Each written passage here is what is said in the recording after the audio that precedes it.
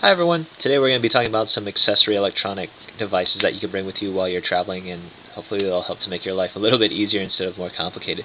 The first thing we're going to be talking about is plugs and chargers. Now, to the best of my knowledge, the United States, Canada, some Caribbean islands, Japan, and Taiwan use 110 voltage. Everywhere else uses 220.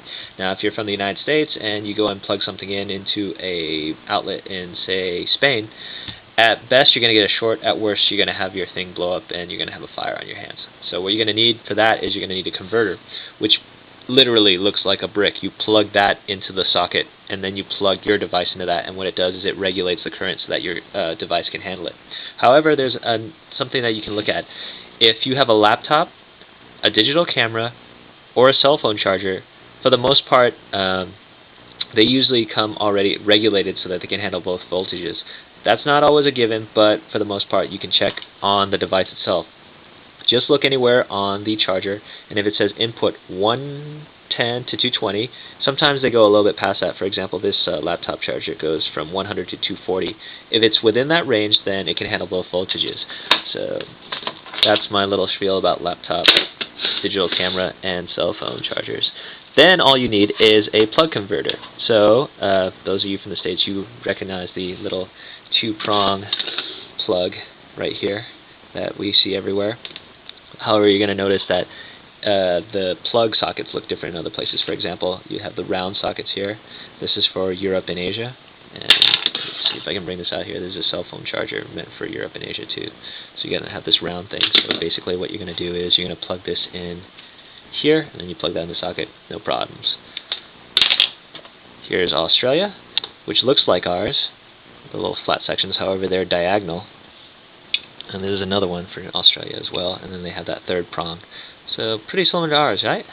And then you got this big honking one for the UK.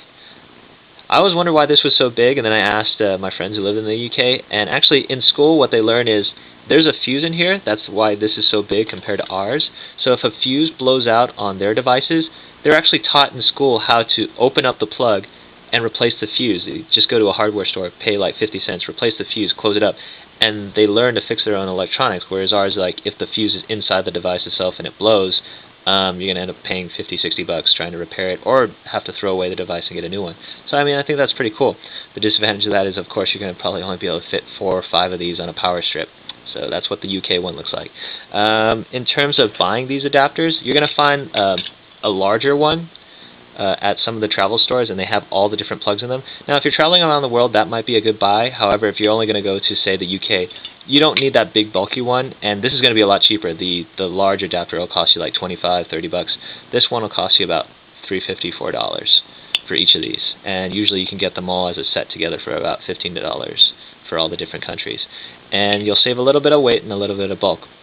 The only disadvantage to this is because some of these are so small, when you plug this into the outlet and then you plug yours in, sometimes you won't get that stability because it is so thin, versus if you had like a big brick to hold it stable up against a wall. So that's something to think about. However, if you're going to go on the cheap, these little tiny ones are the way to go, especially if you're only going to stick to one region. If you're only going to stick to Europe, you're only going to need this. You're not going to need that huge one with all the different little plugs on it. But if you're on a round-the-world trip, you might want to give that a shot. Also, another little thing I have right here.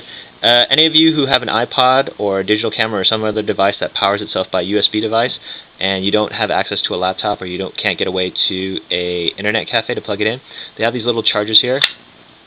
And by the way, this also is dual voltage. This can handle from 90 to 260 volts. So this is cool to be used in any country. All you got to do is change the plug adapter.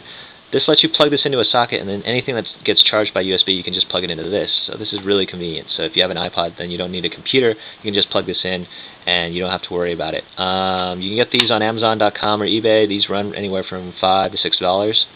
So really good buy, especially if you use a lot of electronics that are powered by USB. And that brings me to cell phones. That's the last thing. If you want to call home, or you just want to have a cell phone handy when you're walking around in whatever country you're in, you're going to realize that if you're from the States, your phone doesn't work. Basically, the United States and Canada, the cell phones there run off of 850 or 1900 megahertz, whereas the rest of the world runs off of GSM, which is 900 and 1800 megahertz. So any phone from the United States, this is a USA phone, this is a phone for another region. If you take your phone from the States over, it's not going to work. What you can do is you can buy a tri-band or quad-band phone which has both American signals and one or both of the European or world signals, and that'll work. That gets a little bit expensive. What I do is I usually go online to eBay and just get myself a cheap little $20 phone that is set for 900/1800 megahertz. For example, this phone won't work in the States, but that's fine. And this is a nice little cheap knockaround phone. If it breaks on me, I'm not going to cry. It's only 20 bucks. So your best bet, if I were you, if you're coming from the States or North America, go online, get yourself one of these cheap little phones that are meant for those signals. You have to make sure that it's either 900 or 1800 megahertz. Once you get that cheap phone, when you land in your country of choice, for example, if you land in Australia or Thailand or the UK, basically what you do is you go into a phone shop, and some places have it in convenience stores and supermarkets. What you can do is you can buy a replacement SIM card. Replace the SIM card, and it'll have credit already built into it. It's like a prepaid card. Then you just use it like any other phone, and then you have like your own number. And then when you want to recharge it, you can go to any of those shops, pay by credit card or by cash. They'll give you a phone number, and then you can dial it in, and what happens, it recharges the amount of time that you have left on your card. And then when you move on, you can either sell the card or just give it away to a friend. And so that's probably the easiest option in terms of if you want to use a cell phone when you're traveling. So that's my little spiel about all these little electronic doodads. I hope this helped, and thanks for watching, and have a good day, guys. Sorry for all the wires. Hope you guys have a good way of keeping these more organized than I do. Alright, thanks for watching. Take it easy. Bye.